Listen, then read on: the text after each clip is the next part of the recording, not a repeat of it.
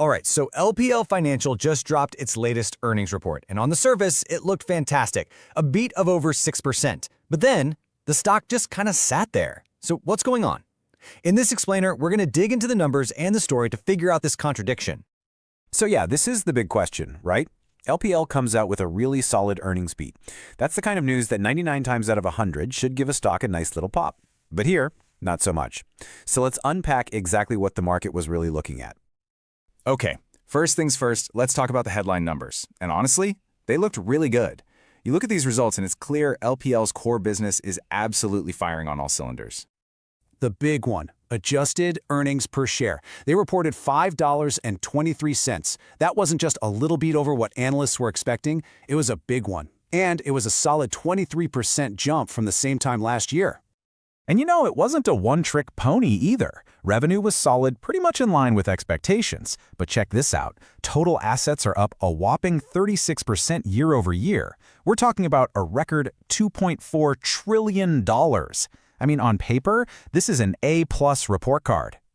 So, if the numbers were so great, what gives? Well, as we see so often, the market wasn't really looking in the rearview mirror. It was looking ahead at one single gigantic deal that's shaping LPL's entire future, the acquisition of Commonwealth Financial Network.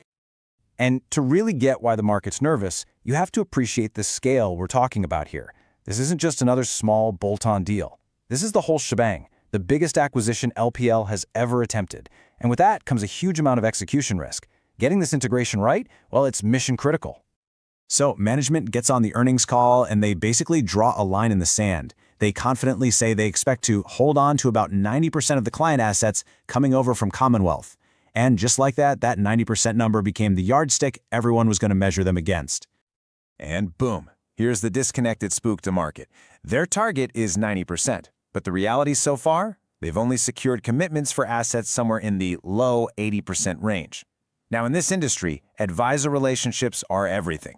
A huge shakeup like an acquisition is the perfect time for competitors to try and poach those advisors and their clients. So that gap between the goal and the reality, that's where all the uncertainty is creeping in. So this whole retention question, it feeds directly into the next piece of this puzzle, what this is all going to cost. Because management's financial forecast made one thing crystal clear. This massive integration isn't going to be cheap. What you're seeing here is the company basically telling investors to brace for higher costs. It's that classic, you've got to spend money to make money play. The problem is Wall Street hates to wait. This guidance was a huge signal that the real financial payoffs from the Commonwealth deal is still a long way down the road.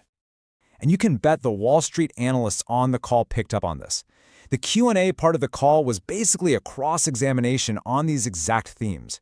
Question after question hammered away at that retention gap, the true profitability of the deal, and when LPL's core business might get back to normal. All that grilling really set the tone for the market's reaction. So you have this clear conflict, right? You've got fantastic numbers in the rearview mirror versus this risky, expensive, and frankly uncertain story about the future. So how did investors vote with their money? The verdict? A collective shrug. The stock barely moved, up less than 0.5%. I mean, a 6% earnings beat should have caused a much bigger reaction, but the market was clearly unimpressed. And this is really the key takeaway from all of this. Investors looked right past the backward-looking numbers and focused squarely on the forward-looking risks. The story of integration costs and that asset retention gap just completely overshadowed what was, by all accounts, a strong quarter. Okay, so where does that leave us? What's the bottom line here, and what should you be watching for in the next earnings report? Let's break down our view. For us, the stock's future really boils down to three things. Number one, that retention number is paramount. Can they close that gap and get closer to their 90% goal?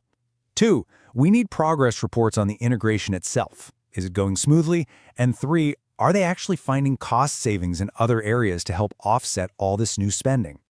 So when you put it all together, our rating is market perform. Look, LPL has an incredibly strong platform. That's been proven. But right now, that strength is basically being canceled out by the very real and very large execution risk they've taken on with the Commonwealth deal. And that leaves us with the final, pivotal question. The market is betting that this integration is going to be tough and costly. Can LPL's management execute flawlessly, hit their ambitious targets, and ultimately prove all the skeptics wrong?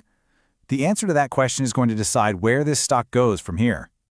And of course, a quick reminder, this explainer is for informational purposes only. It is not financial advice.